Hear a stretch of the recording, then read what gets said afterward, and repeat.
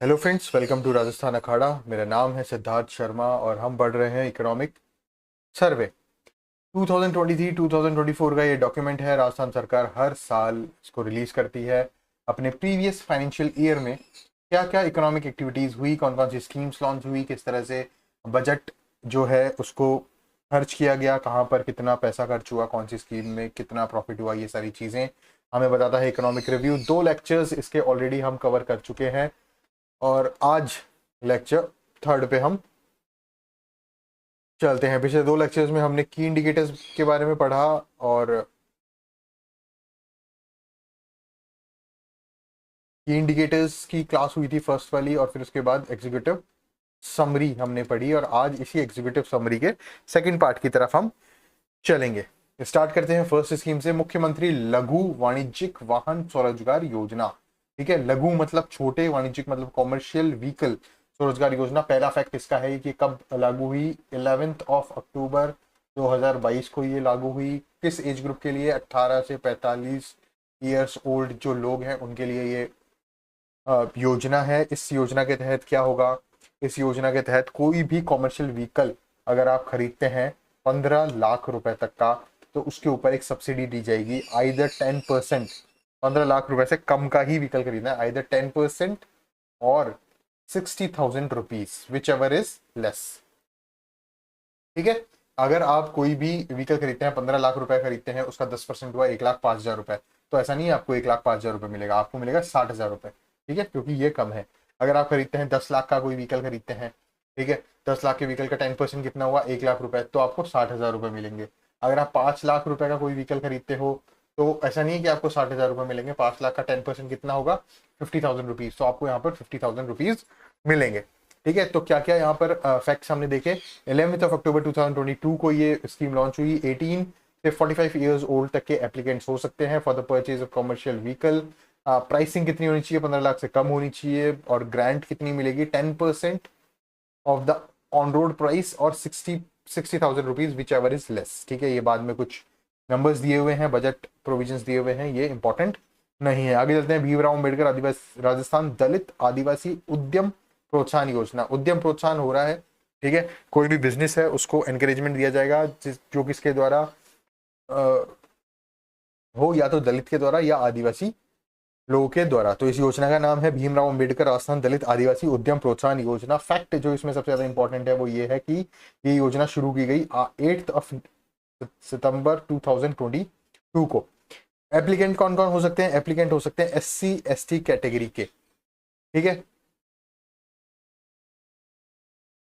आगे चलते हैं। क्या होगा इसमें? 3 कैटेगरीज हैं। पहला, 3 तरह के लोन्स यहाँ पर दिए जाएंगे। पहला, 0 से 25 लाख तक का अगर लोन लिया जाता है तो उस पर इंटरेस्ट सबवेंशन मिलेगा। कितने परसेंट का? 9% का।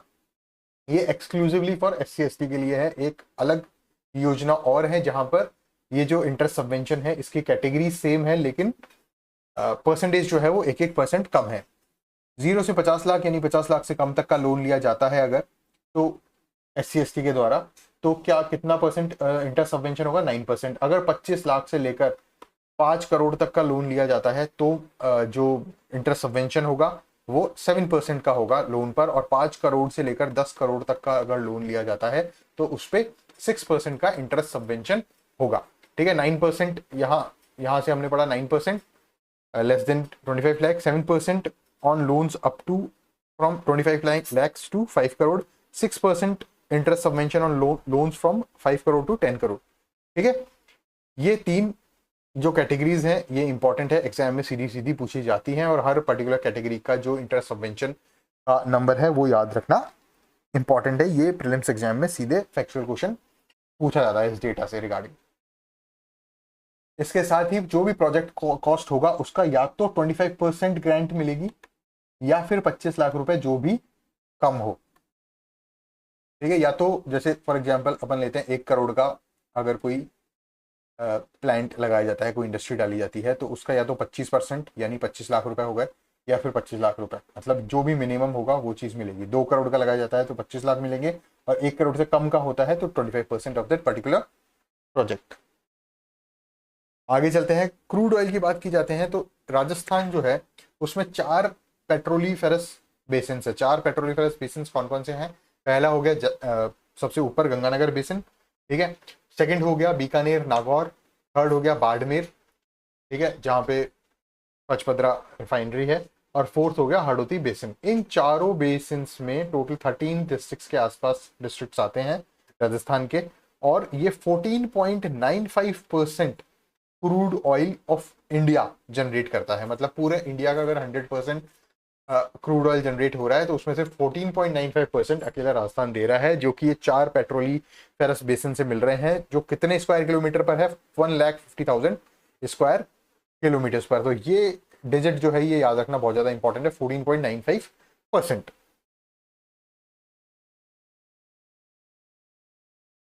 आगे चलते हैं। नेक्स्ट स्कीम क्या है? Rajasthan investment promotion scheme 2022। Total 2 RIPS अब तक आ चुकी है, RIPS 2019 और RIPS 2022। यहां बात की जा रही है RIPS 2022 की। फर्स्ट डेटा इसमें सबसे इंपॉर्टेंट है कि ये कब लॉन्च हुई। ये हुई 7 अक्टूबर 2022, ठीक है। ये इंप्लीमेंट की गई 7 अक्टूबर 2000 सॉरी 7 अक्टूबर 2022 को ये स्कीम लॉन्च की गई। इसका बेसिक ऑब्जेक्टिव क्या था? ठीक है, इसका ऑब्जेक्टिव था development of manufacturing and service sector, ठीक है। या तो मैन्युफैक्चरिंग सेक्टर या सर्विस सेक्टर का डेवलपमेंट हो। एनुअल ग्रोथ रेट ऑफ 15%, मतलब मैन्युफैक्चरिंग सेक्टर या सर्विस सेक्टर, इन दोनों में जो ग्रोथ रेट होनी चाहिए वो +15% की होनी चाहिए। प्लस एम्प्लॉयमेंट की बात की जाए तो एम्प्लॉयमेंट कितना? 10 लाख लोगों को एम्प्लॉयमेंट देना है। कब तक? 2027 तक। कहां लिखा हुआ है? 10 लाख पीपल को एम्प्लॉयमेंट अपॉर्चुनिटीज मिलनी चाहिए। कब तक? 2027 तक। बैलेंस्ड ग्रोथ होनी चाहिए। बैलेंस्ड मतलब ये हो गया बैलेंस्ड, ठीक है, और ये हो गया अनबैलेंस्ड ग्रोथ, ठीक है। मतलब हर पर्टिकुलर सेक्टर जो है, हर पर्टिकुलर जैसे टूरिज्म सेक्टर हो गया, सर्विस सेक्टर हो गया, मैन्युफैक्चरिंग सेक्टर, या कोई भी और ट्रेड एंड कॉमर्स से रिलेटेड कोई भी सब सेक्टर हो गया, उनमें सब में एक बैलेंस ग्रोथ रेट होनी चाहिए। इंक्लूसिव रीजनल डेवलपमेंट होना चाहिए, ठीक है। ये बहुत इंपॉर्टेंट पॉइंट है, ठीक है। उसके बाद एडिशनल इंसेंटिव्स दिए जा रहे हैं। एडिशनल इंसेंटिव्स किसको दिए जाएंगे? इनोवेटिव एरियाज को। इनोवेटिव एरियाज कौन कौन से हुए? ग्रीन हाइड्रोजन, जो भी प्रोजेक्ट रिलेटेड है ग्रीन हाइड्रोजन के जनरेशन से, उनको एडिशनल इंसेंटिव्स दिए जाएंगे। ऑल्टरनेटिव एनर्जी, जैसे सोलर एनर्जी हो गया, विंड एनर्जी हो गया, जियोथर्मल एनर्जी या टाइडल एनर्जी। मेडिकल डिवाइसेस जितनी भी हैं, सीटी स्कैन मशीन या MRI मशीन, ये सब। और या फिर कोई ऐसा प्रोजेक्ट जो प्रमोशन कर रहा हो एनवायरमेंट प्रोटेक्शन एफर्ट्स का, इन सबको क्या दिया जाएगा? एडिशनल इंसेंटिव दिया जाएगा। अब बात की जाए ग्रीन हाइड्रोजन का, तो ग्रीन हाइड्रोजन क्या है? हाइड्रोजन जनरेशन की ऐसी टेक्निक जो कि सस्टेनेबल हो, ठीक है, जो एनवायरमेंट को डैमेज नहीं करती हो, उसे ग्रीन हाइड्रोजन कहते हैं। जैसे फॉर एग्जांपल H2O है, अपना वाटर है, तो H2O में से सस्टेनेबल तरीके से हाइड्रोजन को, H2 को अलग करना ग्रीन हाइड्रोजन कहलाता है। नेक्स्ट स्कीम है मुख्यमंत्री युवा उद्यम प्रोत्साहन योजना, ठीक है।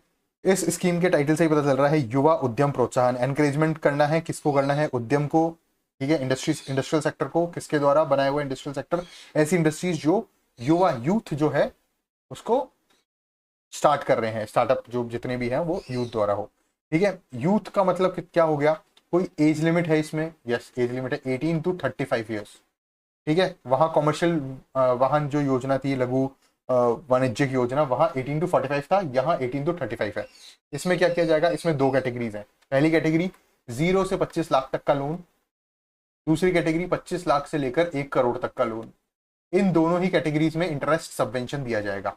जो भी लोन्स मिलेंगे, अगर आप 25 लाख तक का लोन लेते हो तो जो भी बैंक आपको जिस इंटरेस्ट रेट पर लोन देता है उससे 8% इंटरेस्ट सबवेंट हो जाएगा, ठीक है। और अगर 25 लाख से 1 करोड़ तक का अगर आप लोन लेते हैं, कौन लेता है? 18 से 35 साल तक के युवा। किस लिए लेते हैं? अपने इंडस्ट्रीज को स्टार्ट करने के लिए, कोई भी न्यू वेंचर जो रिलेटेड हो मैन्युफैक्चरिंग से, सर्विस से या ट्रेड से। 25 लाख से 1 करोड़ तक का अगर लोन लिया जाता है तो उसमें कितना परसेंट इंटरेस्ट सबवेंशन होगा?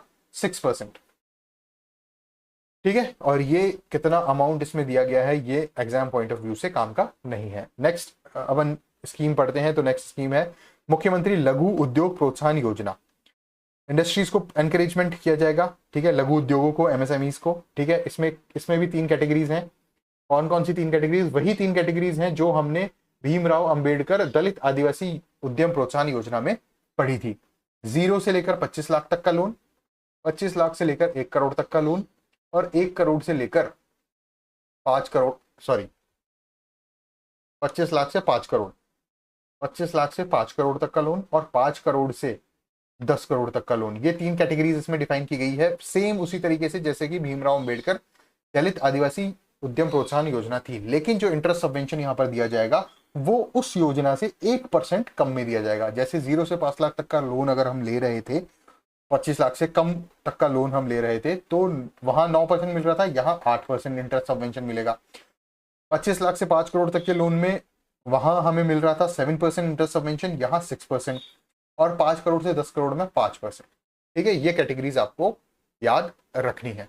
25 लाख तक में 8%, 6% interest subsidy on loans up to 5 crore and 5% interest subsidy on loans up to 10 crore are being provided to small scale entrepreneurs for their expansion and modernization।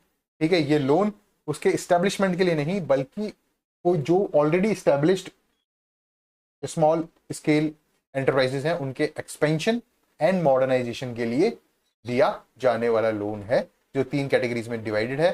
पहली कैटेगरी 0 से 25 लाख जिसमें interest subvention होगा 8%, दूसरी category 25 lakh से 5 करोड़ जिसमें interest subvention होगा 6%, और तीसरी कैटेगरी 5 करोड़ से 10 करोड़ जिसमें इंटरेस्ट सबवेंशन होगा 5%।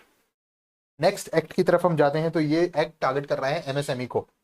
ठीक है, the Rajasthan micro small and medium enterprises MSME facilitation of establishment and operation act 2019। ये क्या कर रहा है? ये फैसिलिटेट कर रहा है एस्टेब्लिशमेंट को, और एस्टेब्लिशमेंट होने के बाद उसके ऑपरेशन को। सबसे इंपॉर्टेंट फैक्ट, 12 जून 2019 को ये योजना लागू होती है। एक वेब पोर्टल है, जिस वेब पोर्टल पर आप अपनी फर्म्स को, जो भी एमएसएमई फर्म है, उसको रजिस्टर कर सकते हैं, एप्लीकेशन फाइल कर सकते हैं। कब से? 12 जून 2019 के बाद से, इस एक्ट के लागू होने के बाद से। इसमें क्या होगा? एप्लीकेशंस में एमएसएमई यूनिट जो होगी वो सबमिट करेगी एक declaration of intent, either electronically और physically, to the nodal agency. फिर वो नोडल एजेंसी क्या करेगी? सबसे पहले क्या किया, एक वेब पोर्टल था जिसपे एप्लीकेशंस डाली गई, एमएसएमई यूनिट के द्वारा डाली गई। कहाँ पर? एक वेब पोर्टल पर। उसमें उस पर्टिकुलर एमएसएमई के द्वारा medium small and medium, micro small and medium enterprises के द्वारा एप्लीकेशंस फाइल की गई वेब पोर्टल पर, और एक डिक्लेरेशन ऑफ इंटेंट दिया गया उसके, किसको? नोडल एजेंसी को। नोडल एजेंसी ने फिर एक एक्नॉलेजमेंट सर्टिफिकेट जारी किया, जिसके द्वारा उस एक्नॉलेजमेंट सर्टिफिकेट से फायदा क्या हुआ? उस एक्नॉलेजमेंट सर्टिफिकेट से 5 साल तक 2 फायदे आपको मिलेंगे। 5 साल कब से काउंट होंगे? 5 साल काउंट होंगे एक्नॉलेजमेंट सर्टिफिकेट के इशू होने की डेट से। तब तक 5 साल तक। ठीक है, क्या होगा कि एग्जेम्पशन मिल जाएगा, अप्रूवल, कोई भी किसी भी तरह का अप्रूवल आपको नहीं लेना पड़ेगा। किसको नहीं लेना पड़ेगा? एमएसएमई को, पर्टिकुलर उस एमएसएमई को जिसने रजिस्टर किया है उस पर्टिकुलर वेब पोर्टल पर अंडर दिस एक्ट। ठीक है, और दूसरा, इंस्पेक्शन जितने भी होते हैं वो इंस्पेक्शन 5 साल तक नहीं होंगे। ये 2 चीजों से आपको एग्जेम्पशन मिल जाएगा from the date of issuance of acknowledgement certificates. अब इसके बाद ये बताया गया है कि 2023-24 तक कितने एक्नॉलेजमेंट सर्टिफिकेट इशू किए गए, 3569 इशू किए गए। ये जो डेटा है ये डिपार्टमेंट के यूज का है, एग्जाम पॉइंट ऑफ व्यू से ये यूज का नहीं है। एग्जाम पॉइंट ऑफ व्यू से सिर्फ 2-3 चीजें यूज की है। पहला, 12 जून 2019 जब ये एक्ट लागू हुआ। दूसरी, ये एक्ट किसके लिए लागू है? एमएसएमई के लिए।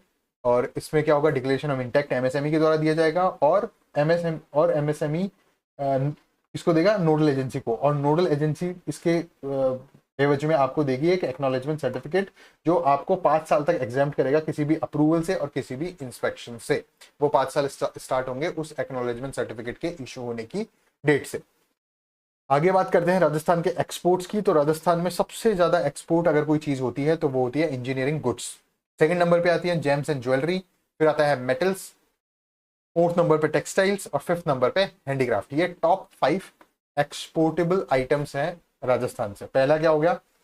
इंजीनियरिंग गुड्स, दूसरा जेम्स एंड ज्वेलरी, थर्ड हो गया मेटल्स, फोर्थ टेक्सटाइल और फिफ्थ हैंडीक्राफ्ट्स। ये पांचों चीजें ही टोटल 65% ऑफ एक्सपोर्ट को रिप्रेजेंट करती है राजस्थान के। That accounts for more than 65% of exports from the state. Total export जो है ईयर 2023 और 24 के क्या है, 83,704.24 करोड़ रुपीस का एक्सपोर्ट राजस्थान ने किया है। ठीक है, जिसमें क्या क्या चीजें देखने को मिलती है आपको, इंजीनियरिंग गुड्स यहां पर देखने को मिला है। ये जो फिगर है, ये फिगर मैंने इकोनॉमिक सर्वे जो ऑफिशियल है उसी से लिया गया है। इंजीनियरिंग गुड्स फर्स्ट नंबर पे, सेकंड नंबर पे आता है James and jewellery, third number पे मेटल्स, फोर्थ पे टेक्सटाइल्स, फिफ्थ पे हैंडीक्राफ्ट्स। ठीक है, और फिर उसके बाद chemical and allied, agro and food, plastic and consumables वगैरह, ये सारी चीजें एक्सपोर्ट में आती है। और टोटल जो एक्सपोर्ट हुआ वो अमाउंट्स टू ₹83,704.24 करोड़ रुपीस का एक्सपोर्ट हमने किया। अगर इंस्टॉल्ड कैपेसिटी ऑफ पावर की बात की जाए स्टेट में अप टू मार्च 2024 तक, तो वो है 24,783.64 मेगावाट। जो हमने की इंडिकेटर्स ऑफ राजस्थान जो फर्स्ट स्लाइड हमने देखी थी उसमें भी हमने ये फिगर पढ़ा था। राजस्थान की पोटेंशियल कितनी है सोलर जनरेशन में, पिछले 10 साल से यही नंबर बार बार हर इकोनॉमिक सर्वे में रिपीट हो रहा है। पिछले 10 साल से मैं ये पढ़ता आ रहा हूँ कि 142 गीगावाट जो है वो अपना सोलर जनरेशन की टोटल कैपेसिटी है। राजस्थान में हम 142 गीगावाट की सोलर एनर्जी जनरेट कर सकते हैं। लेकिन अभी तक अगर सोलर रूफटॉप प्रोजेक्ट्स को हटा दिया जाए, सिर्फ सोलर पावर प्लांट्स की बात की जाए, तो कैपेसिटी तो कितनी है 142 गीगावाट की, लेकिन अभी तक कमीशन कितने हुए हैं 19,459 मेगावाट। ये ground mounted solar power plants हैं जो स्टेट में कमीशन हो चुके हैं मार्च 2024 तक। ठीक है, तो अगर आपसे ये क्वेश्चन पूछा जाता है प्रीलिम्स में कि राजस्थान की सोलर जनरेशन का पोटेंशियल कितना है, तो आंसर होगा 142 गीगावाट। और अगर ये पूछा जाए कि टोटल इंस्टॉल्ड कैपेसिटी कितनी है ground mounted solar power plants की, तो उसका आंसर होगा 19,459 मेगावाट। आगे चलते हैं। इंफ्रास्ट्रक्चर की बात की जाए, road transport, information technology and communication की, तो Rajasthan startup is a flagship programme. Rajasthan startup एक प्रोग्राम है जिसके तहत इनोवेशन को प्रमोट किया जाता है, जनरेशन ऑफ एम्प्लॉयमेंट किया जाता है और इन्वेस्टमेंट को फैसिलिटेट किया जाता है। इसके लिए आई स्टार्ट पोर्टल बना हुआ है। ये सिंगल विंडो है फॉर स्टार्टअप्स के लिए। ठीक है, incubator, innovation challenge, innovator hub, ये तीनों चीजें खोली गई हैं जयपुर में, जोधपुर में, कोटा में। इसके अलावा आई स्टार्ट नेस्ट ओपन किया गया है जयपुर, भरतपुर, बीकानेर, उदयपुर में। और ये सारी चीजें स्टार्टअप्स के लिए एक इंक्यूबेशन का काम करती है। वहां पर इन्वेस्टमेंट, फाइनेंस पहुंचाना, टेक्नोलॉजी पहुंचाना और मैनेजरियल स्किल्स वहां पर एस्टैब्लिश करना, ये सारा काम किसका होता है, राजस्थान स्टार्टअप एक फोरम है जिसके under I start portal, I start nest और ये सारी चीजें हैं जो जयपुर, जोधपुर और कोटा में स्टार्ट की गई है। इसके अलावा अगर टेक्नोलॉजी की बात की जाए तो राजकाज पोर्टल है। ये डॉक्यूमेंटेशन, जो फिजिकल डॉक्यूमेंटेशन होते हैं गवर्नमेंट राजस्थान सरकार में, उसको कम करने के लिए एक प्रभावशाली कदम है जो कि एसएसओ लॉगिन करके, जो सिंगल साइन ऑन सिस्टम है राजस्थान का, उसके द्वारा स्टार्ट किया जा सकता है। इसके अलावा राजस्थान संपर्क पोर्टल 181 नंबर है जिसके तहत आप कोई भी आपकी प्रॉब्लम है, कोई भी परेशानी है किसी भी डिपार्टमेंट को लेकर या किसी भी इंफ्रास्ट्रक्चर रिलेटेड प्रॉब्लम है, वो आप राजस्थान संपर्क पोर्टल पर 181 नंबर पर आप रजिस्टर कर सकते हैं। इसके आगे जन सूचना पोर्टल है जिसके तहत 117 डिपार्टमेंट्स ऑफ राजस्थान ने अपनी जितनी भी स्कीम्स हैं, जितने भी इंफॉर्मेशन पॉइंट्स हैं, ठीक है, वो सारे कहां पर रजिस्टर किए हुए हैं, जन सूचना पोर्टल पर। जन सूचना पोर्टल किस लिए काम में आता है, it is developed with the aim to provide information about all the schemes implemented by the government at one place. एक ही प्लेस पे आप ट्रांसपेरेंट रूप से, रिलायबल मैनर में, एक्सेसिबल मैनर में 117 डिपार्टमेंट्स की 344 गवर्नमेंट स्कीम के बारे में जानकारी ले सकते हैं, जिन स्कीम्स के बारे में 729 पॉइंट्स रजिस्टर किए हुए हैं। कहाँ किए हुए हैं, जन सूचना पोर्टल पर। आरकैट एक इंपॉर्टेंट कदम है राजस्थान में टेक्नोलॉजी, इंफॉर्मेशन टेक्नोलॉजी को आगे बढ़ाने के लिए। इसका फुल फॉर्म है Rajasthan centre for advance technology. ये कहाँ पर है? सीधी सीधी बात की जाए जयपुर में ही होगा, क्योंकि इस तरह के technological centres usually capital cities में ही खोले जाते हैं। काम क्या आता है? स्टेट के यूथ को उनकी एम्प्लॉयबिलिटी और एंटरप्रेन्योरशिप को स्ट्रेंथन करने के लिए उनकी स्किलिंग एंड अप स्किलिंग की जाए। ठीक है, ये किसके कोलैबोरेशन से बनी है? ये टेक जायंट्स जो हैं एप्पल, माइक्रोसॉफ्ट, ईसी काउंसिल, फाइटेक, Oracle, Cisco, VMware, SAS, Red Hat, Adobe और ऑटोफाइनर रोबोटिक्स के कोलैबोरेशन से इस सेंटर को बनाया गया है, जिस सेंटर का नाम है RCAT। ठीक है, इसमें स्किल डेवलपमेंट किया जाता है। मार्च 2024 तक टोटल 900 कैंडिडेट्स का स्किल डेवलपमेंट किया गया है। कहां से? आरकैट सेंटर से। इसके अलावा आरकैट सेंटर्स में फैकल्टी डेवलपमेंट प्रोग्राम भी चलाया गया है, जिसके तहत राजस्थान सरकार की 409 फैकल्टीज को अप स्किल किया गया है, रीस्किल किया गया है मार्च 2024 तक। ठीक है, इस पर्टिकुलर टॉपिक से क्वेश्चन पूछा जा सकता है कि Rajasthan centre for advance technology कहां पर है? आंसर होगा जयपुर। दूसरा क्वेश्चन पूछा जा सकता है कि what is the objective of RCAT? Rajasthan center of advance technology का ऑब्जेक्टिव क्या है? तो उसका ऑब्जेक्टिव सीधी सीधी लिखा जाएगा, to skilling and up skilling of state youth to strengthen employability and entrepreneurship at Rajasthan. आगे चलते हैं। अर्बन पॉपुलेशन सबसे ज्यादा ये क्वेश्चन पूछा जा सकता है कि मोस्ट अर्बनाइज्ड डिस्ट्रिक्ट जो है वो सबसे पहला है कोटा, सेकंड है जयपुर, थर्ड है अजमेर। परसेंटेज की बात की जाए, इस तरह क्वेश्चन राजस्थान प्रीलिम्स में पूछे जाते हैं। आरपीएससी प्रीलिम्स बहुत ऑफन ये क्वेश्चन पूछता है कि इन 3 या 4 आपको डिस्ट्रिक्ट के नाम दे दिए जाएंगे और उनको असेंडिंग ऑर्डर में या डिसेंडिंग ऑर्डर में अर्बन पॉपुलेशन या सेक्स रेशियो या किसी और लिटरेसी रेट फैक्टर पे आपको उनको सेट करना होता है। तो यहाँ पर अर्बनाइज्ड पॉपुलेशन की बात की जाए तो सबसे ज्यादा अर्बनाइज्ड डिस्ट्रिक्ट जो है वो कोटा है with 60.31% of urbanised population. Jaipur जो है वो 52.40% ऑफ अर्बनाइज्ड पॉपुलेशन और थर्ड नंबर पे आता है Ajmer with 40.08% of urbanised population. Least urbanised district की बात की जाए तो एक पॉइंट में आपको बताता हूँ, लीस्ट अर्बनाइज्ड डिस्ट्रिक्ट वही होंगे जो आपके बॉर्डर्स पर है। ठीक है, पहला हो जाएगा डूंगरपुर 6.39%, सेकंड हो जाएगा बाड़मेर 6.98% और थर्ड हो जाएगा बांसवाड़ा। तीनों ही बॉर्डर मार्जिनलाइज्ड डिस्ट्रिक्ट्स हैं। Programmes related to rural development, ये हम नेक्स्ट लेक्चर में डिस्कस करते हैं। अभी तक हमने ये सारा एग्जीक्यूटिव समरी ही चल रही है, ये थर्ड लेक्चर था। मैंने अभी तक आपको मेजर स्कीम्स सब जितनी भी चल रही हैं इंडस्ट्रियल सेक्टर से, एग्रीकल्चर सेक्टर से, वो सारी एग्जीक्यूटिव समरी में पढ़ा चुका हूँ। अब नेक्स्ट लेक्चर में हम डिस्कस करेंगे programmes related to rural development. ठीक है, थैंक यू फ्रेंड्स।